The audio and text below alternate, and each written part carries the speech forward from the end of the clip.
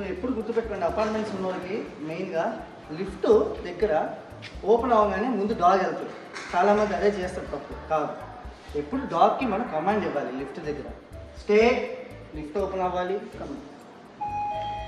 Stay, ముందు మనం వెళ్ళాలి, కమ్. ఇది లిఫ్ట్ నుంచి తీసుకెళ్ళే పద్ధతి.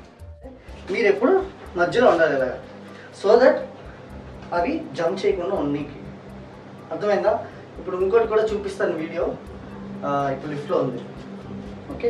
సో మనం ఇట్లా ఉండాలి, ఎవరైనా ఉన్నప్పుడు సడన్గా ఉండకూడదు. లీష్ ఎప్పుడు కూడా లిఫ్ట్లో ఇలా టైట్గా ఉంచుకోవడం మంచిది, జంప్ చేయకుండా ఉన్నీకి ఎవరైనా ఉంటే.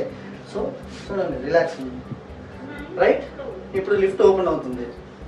లిఫ్ట్ ఓపెన్ అవ్వగానే డాగ్ వెళ్తుంది. No, stay. ఫస్ట్ నేను ఫస్ట్ అడిగి పెట్టిన తర్వాతనే బయటకు రావాలి. So relax. ఎంతసేపు అంటే ట్రైనింగ్ మనకి డాగ్కి 20 minutes ట్రైన్ చేస్తాం కదా.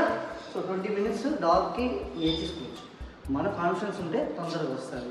సో నేను త్వరలో ఆన్లైన్ క్లాసెస్ పెడుతున్నాను.